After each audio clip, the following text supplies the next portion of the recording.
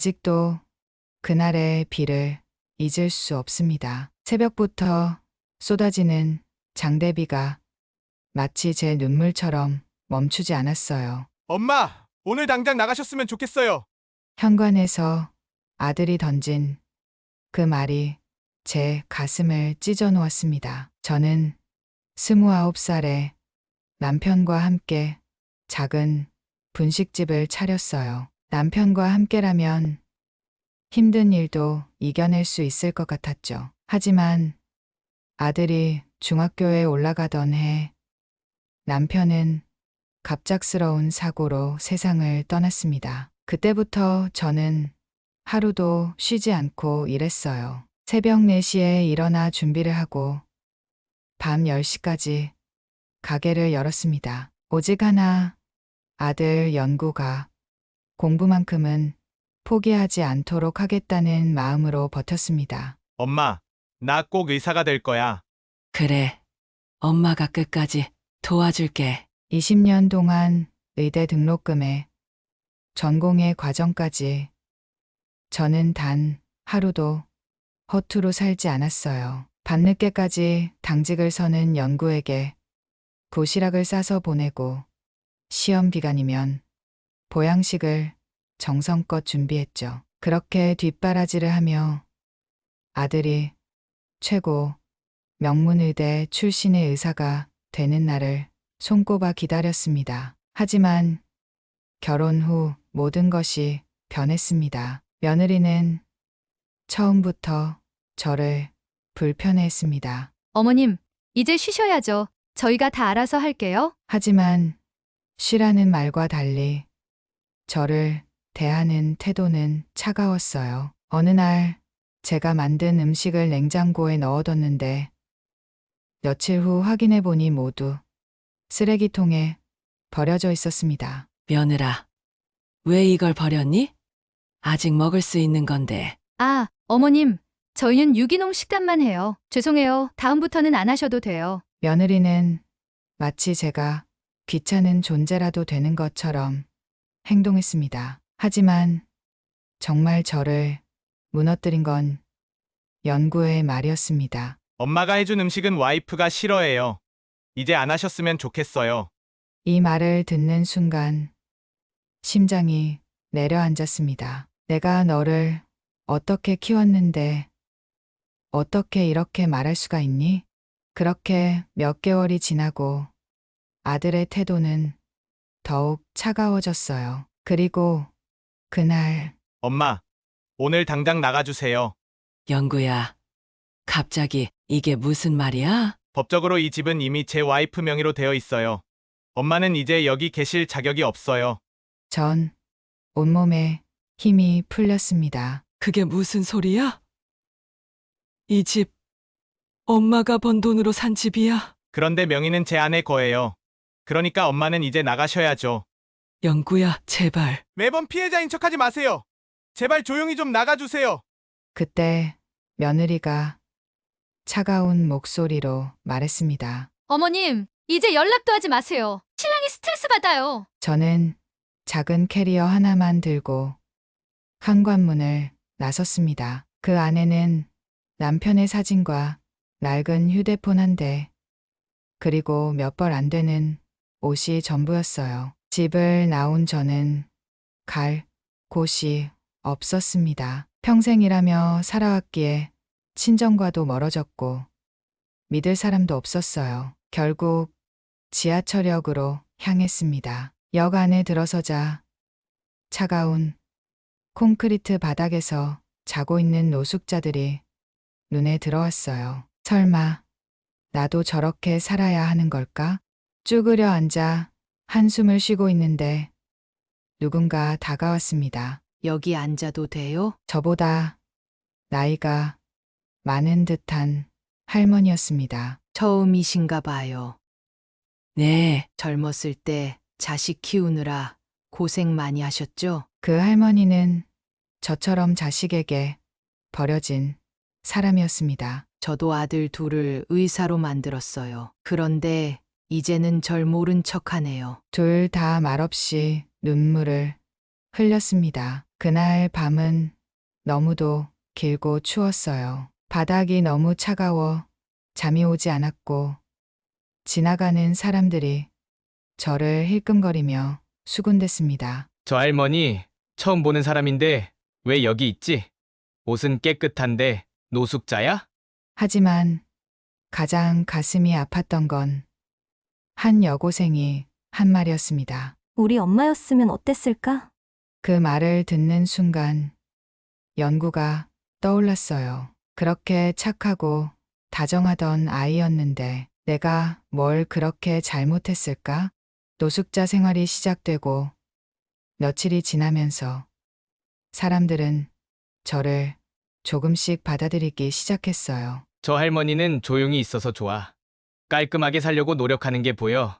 하지만 어떤 날은 취객이 다가와 소리치기도 했습니다. 야, 너는 왜 여기서 자는 거야? 집도 없어. 그럴 때마다 아무 말도 하지 못한 채 고개를 숙였어요. 아침이면 공중 화장실에서 대충 세수를 하고 캐리어에 넣어둔 옷으로 갈아입었습니다. 깨끗한 모습이라도 유지하려고 애썼어요.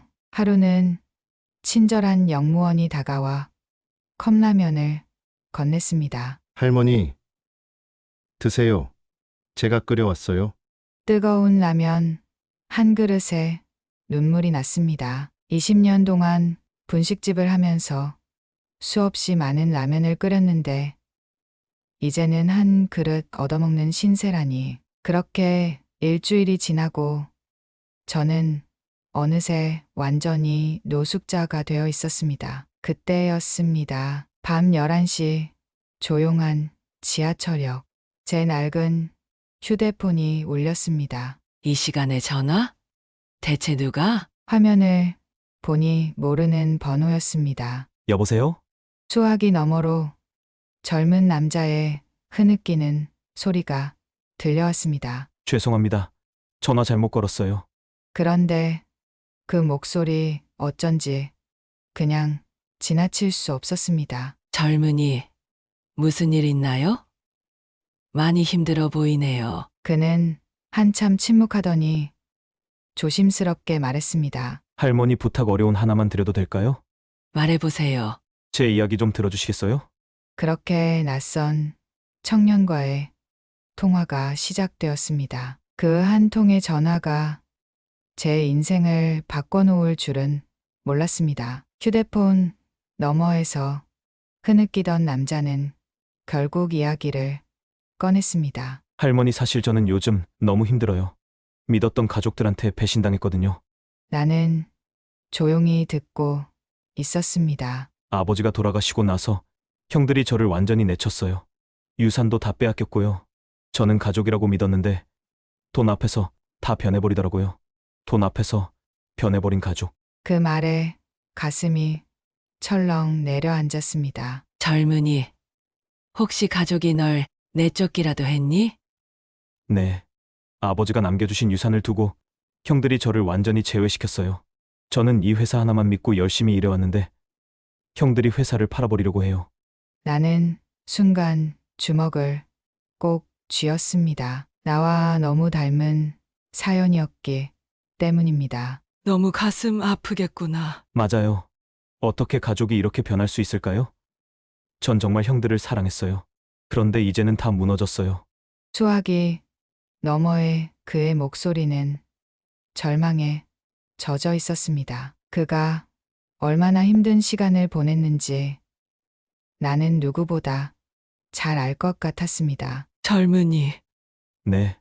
내가 비록 지금 가장 큰 상처를 입었겠지만 가족이 너를 완전히 무너뜨릴 수는 없어. 할머니는 어떻게 그렇게 말씀하실 수 있어요?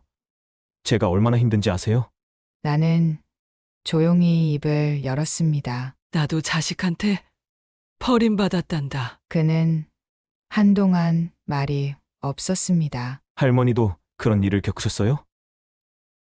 그래, 20년 동안 분식집을 하면서 아들을 키웠고 결국 의사로 만들었지. 그런데 결혼하더니 나를 집에서 내쫓더구나. 그게 말이 돼요?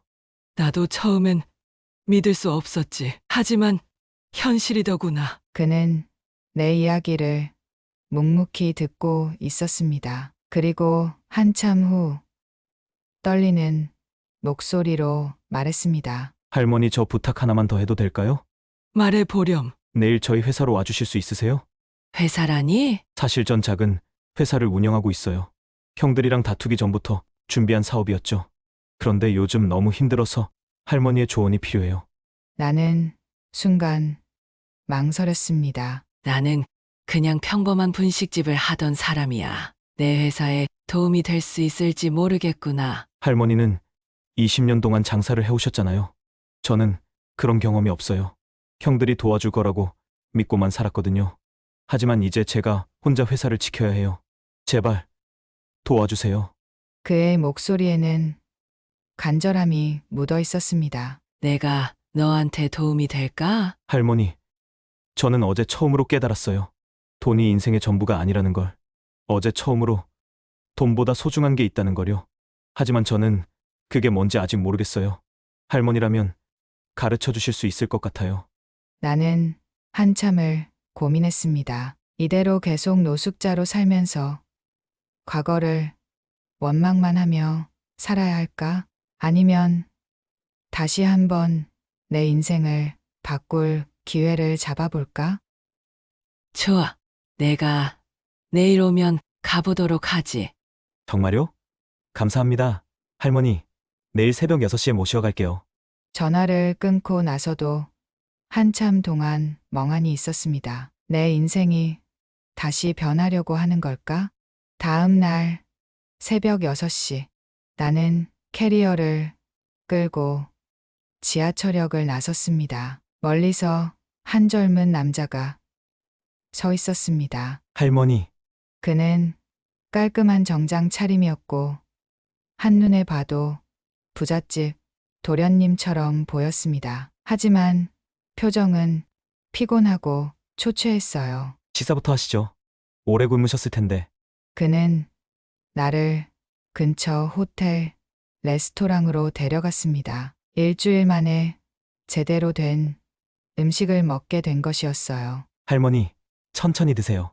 나는 뜨거운 국물을 한 숟갈 떠먹으며 눈물을 삼켰습니다. 내가 다시 이런 대접을 받을 수 있을 거라곤 상상도 못했는데 식사를 마친 후 그는 나를 강남의 한 빌딩으로 데려갔습니다. 그의 회사는 즉석식품을 개발하는 스타트업이었어요. 사무실 안으로 들어가자 직원들이 우리를 향해 인사했습니다. 이사님, 안녕하세요. 이분은 누구신가요? 오늘부터 우리 회사의 새로운 고문님이 되실 분이야. 나는 깜짝 놀라 그의 얼굴을 쳐다봤습니다. 고모님? 네. 할머니는 20년 동안 장사를 하셨잖아요. 그 경험이 저희한테는 꼭 필요해요. 나는 순간 머뭇거렸습니다. 하지만 난 그저 작은 분식집을 운영했던 사람일 뿐인데 그 작은 분식집에서 하루에 수십 명, 수백 명의 손님을 상대하셨죠? 맛으로 손님을 사로잡는 법도 아실 테고요. 나는 그제야 깨달았습니다. 그래, 나도 뭔가 할 수 있을지도 몰라. 나는 그의 제안을 받아들이기로 했습니다. 좋아.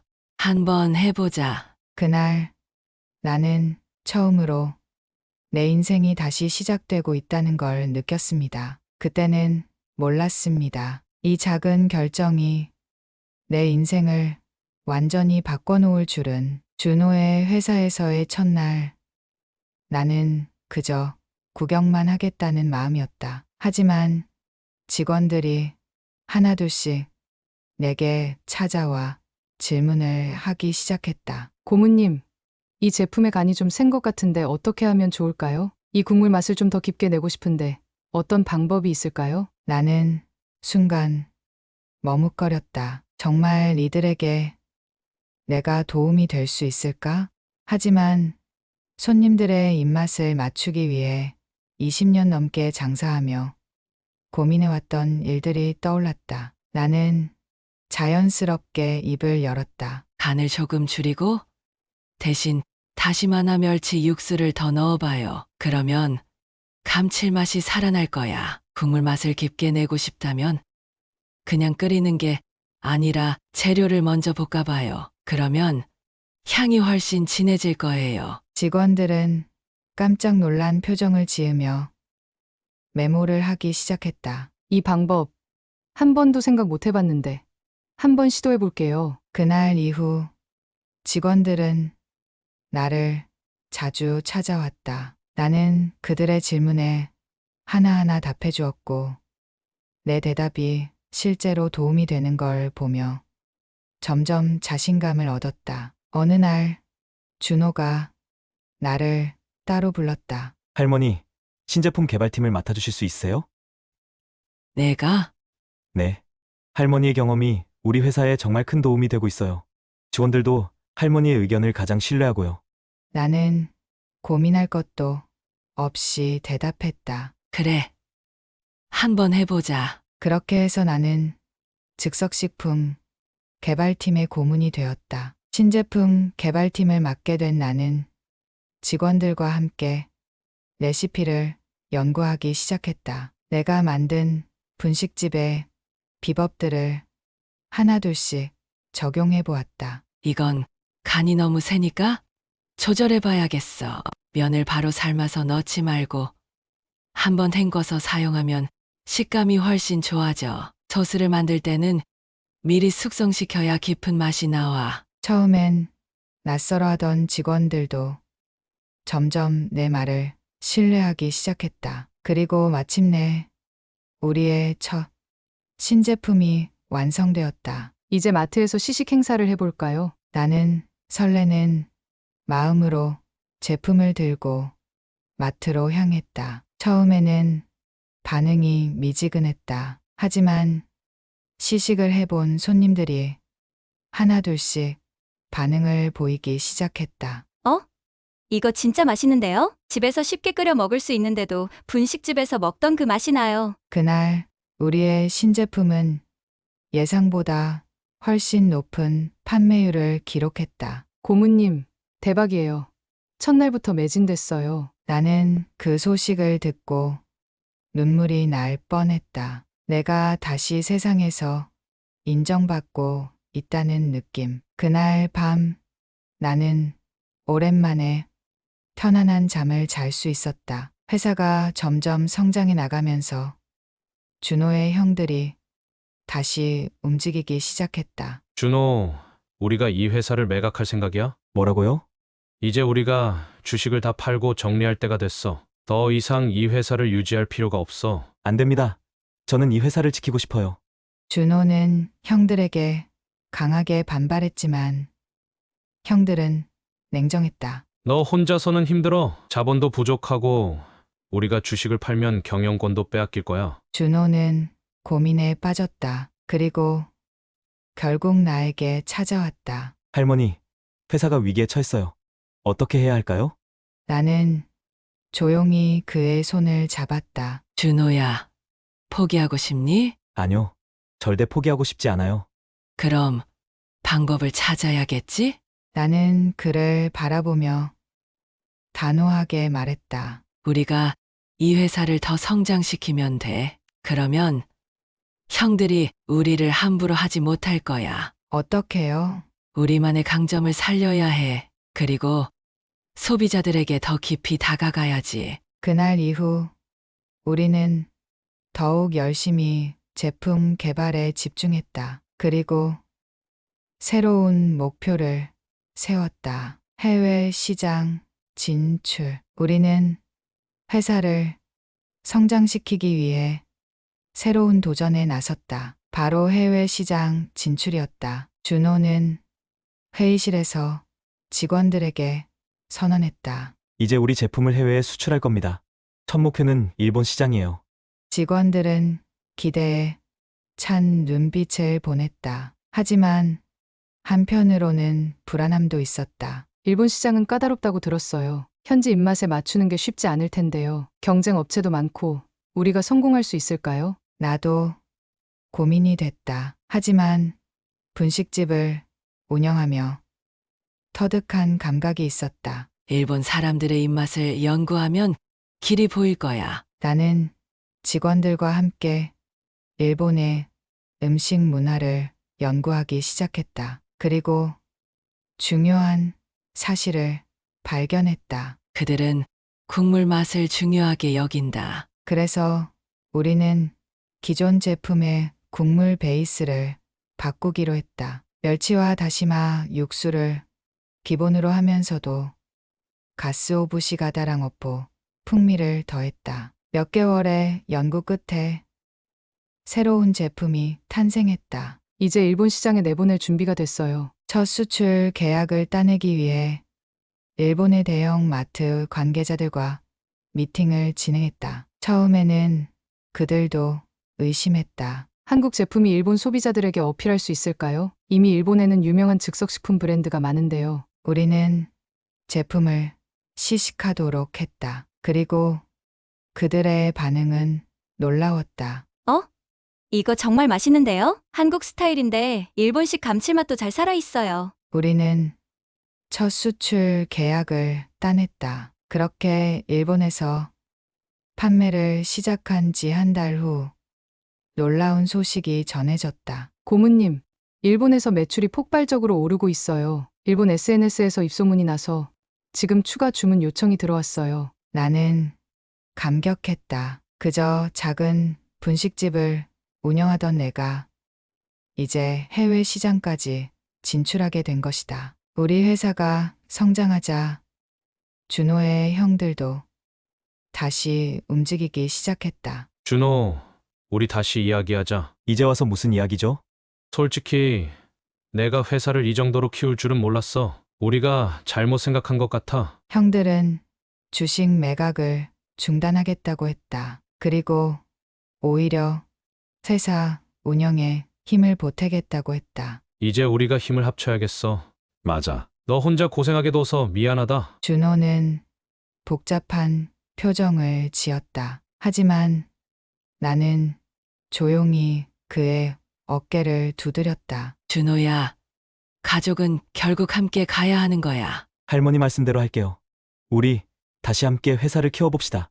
그렇게 해서 준호의 형제들은 다시 하나가 되었다. 이제는 모두가 힘을 합쳐 더 큰 목표를 향해 나아가기로 했다. 일본 시장에서 성공한 후 우리는 더 큰 목표를 세웠다. 아시아를 넘어 전 세계로 가자. 우리는 중국, 동남아, 미국, 유럽 시장을 철저히 조사했다. 각 나라의 입맛과 식문화가 다르다는 점을 고려해 제품을 현지화하기로 했다. 중국 시장에는 더 얼큰한 맛을 강조한 제품을 개발했다. 동남아 시장에는 향신료를 가미한 현지 맞춤형 레시피를 추가했다. 미국과 유럽 시장을 위해 저염적 칼로리 제품을 출시했다. 이제 글로벌 브랜드가 되는 거야. 준호의 눈빛은 확신에 차 있었다. 직원들도 한마음이 되어 도전에 나섰다. 하지만 모든 일이 순조롭지는 않았다. 미국 시장에서 첫 번째 제품이 실패했다. 너무 자극적이야. MSG가 들어간 음식은 미국 소비자들이 꺼려해요. 우리는 큰 타격을 입었다. 고문님, 이제 어떻게 해야 할까요? 나는 과거를 떠올렸다. 처음 분식집을 시작했을 때 손님들의 입맛을 맞추기 위해 노력했던 시간들. 방법은 하나뿐이야. 다시 연구해서 미국인들이 좋아하는 맛을 찾는 거야. 우리는 3개월간 미국 시장을 철저히 분석했다. 그 결과 더 담백하고 자연스러운 맛을 원한다는 점을 알게 됐다. 그래서 천연 재료만 사용한 제품을 새롭게 개발했다. 화학 조미료를 최소화하고 건강한 식재료를 활용한 라인을 만들었다. 그리고 기적이 일어났다. 미국 대형 마트에서 추가 입점 요청이 왔어요. 소비자 반응이 폭발적입니다. 그렇게 우리는 미국 시장에서도 성공을 거뒀다. 다음 목표는 유럽이었다. 하지만 유럽은 더욱 까다로운 식품 규제가 있었다. 유럽에서는 인공 첨가물을 엄격히 제한합니다. 식품 안전 기준이 굉장히 높아요. 우리는 다시 연구를 시작했다. 유럽 사람들은 건강한 음식을 선호하니까 재료를 더 신경 쓰자. 소금을 줄이고 자연 발효된 간장과 천연 재료로 맛을 내는 거야. 수많은 테스트 끝에 마침내 유럽 맞춤형 제품을 완성했다. 그리고 마침내 유럽 시장에서도 성공적인 론칭을 이루어냈다. 한국의 전통 음식을 그대로 살리면서 건강까지 고려했다. 세계적인 푸드테크 기업이 탄생했다. 언론에서도 우리를 주목하기 시작했다. 그즈음 준호가 내게 찾아왔다. 할머니, 저 결혼합니다. 나는 놀라면서도 기뻤다. 그래. 어떤 사람이야? 업계에서 일하는 박주희라는 사람이에요. 정말 따뜻한 사람이에요. 나는 주희를 만났고 그녀가 정말 착하고 현명한 사람이라는 걸 알게 됐다. 결혼식 날 나는 신랑의 어머니 자리에서 준호를 지켜봤다. 그가 내게 깊이 인사하며 말했다. 할머니, 지금까지 키워주셔서 감사합니다. 그 말을 듣는 순간 눈물이 왈칵 쏟아졌다. 회사는 이제 글로벌 브랜드가 되었다. 하지만 나는 여전히 현장에서 직원들과 함께 연구하고 있었다. 고문님, 신제품 테스트 부탁드립니다. 이 맛은 조금 더 부드럽게 조절하는 게 좋겠어. 나는 여전히 일하는 것이 즐거웠다. 어느 날 준호가 내게 특별한 제안을 했다. 할머니, 이제는 창업을 꿈꾸는 사람들을 돕는 프로그램을 만들고 싶어요. 나는 크게 고개를 끄덕였다. 그래. 나도 돕고 싶어. 그렇게 해서 우리는 창업 지원 재단을 만들었다. 경제적으로 어려운 여성 사업가들에게 도움을 주고 창업 교육을 지원했다. 많은 사람들이 성공을 거두었고 우리는 그들과 함께 성장해 나갔다. 이제 나는 단순한 사업가가 아니라 새로운 꿈을 만들어가는 사람이 되었다. 나는 회사에서 중요한 회의를 마치고 나오는 길이었다. 해외 진출이 성공적으로 진행되면서 하루하루가 바빴다. 이제는 명실상부한 글로벌 기업이 되었고 사람들은 나를 존경하며 푸드테크 여왕이라고 불렀다. 그런데 그날 뜻밖의 인물과 마주쳤다. 어머니?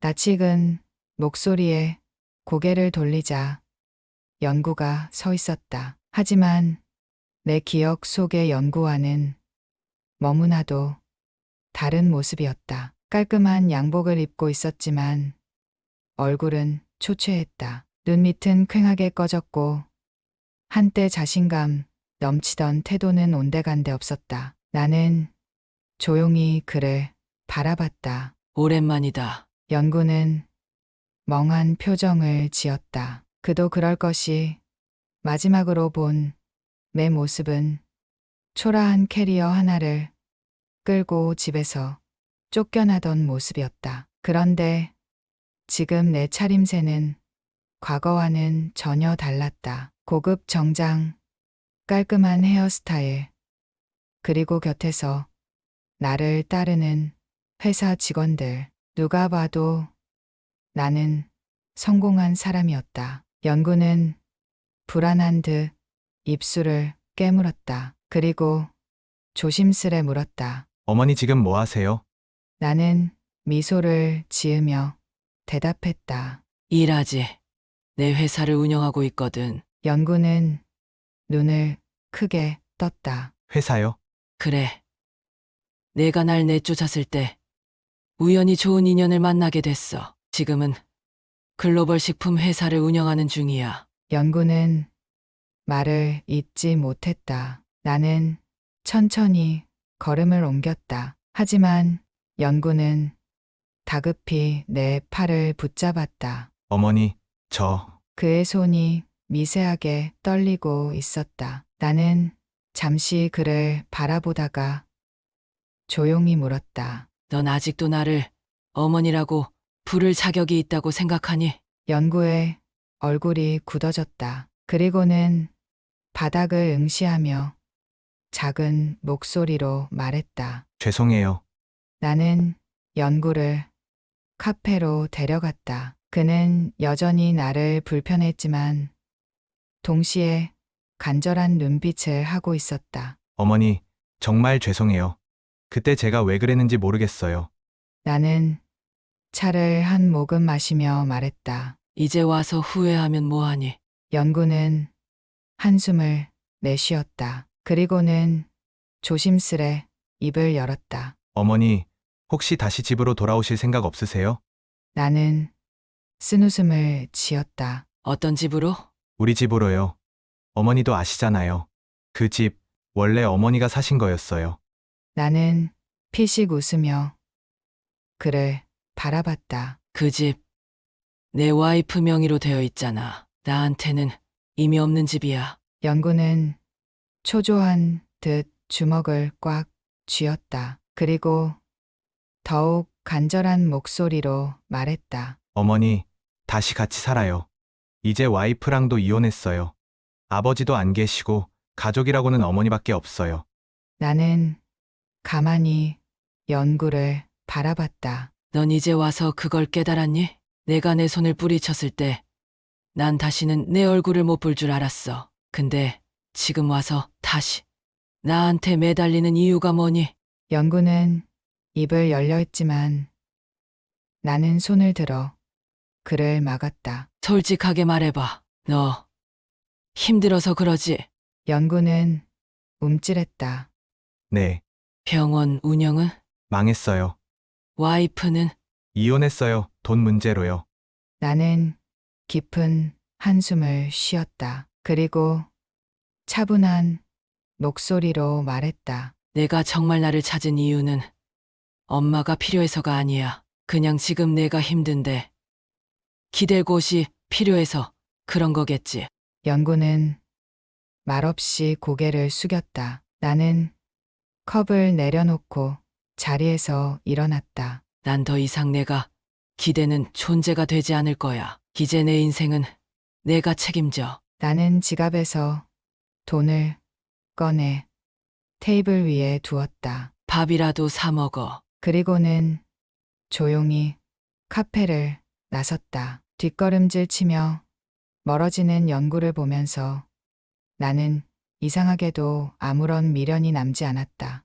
어쩌면 나는 그를 용서한 것이 아니라 포기한 것인지도 몰랐다. 하지만 후회는 없었다. 이제 나는 내 인생을 살고 있었으니까. 그때 연구가 나를 향해 소리쳤다. 어머니, 저도 다시 잘할 수 있어요. 나는 잠시 걸음을 멈췄다. 그리고 연구를 향해 마지막으로 말했다. 그럼 내 힘으로 증명해봐. 엄마한테가 아니라 내 자신한테. 나는 다시 걸음을 옮겼고 더 이상 뒤를 돌아보지 않았다. 그리고 연구가 정말 변화하고 싶다면 그건 그의 몫이다. 나는 더 이상 과거에 매이지 않을 것이다.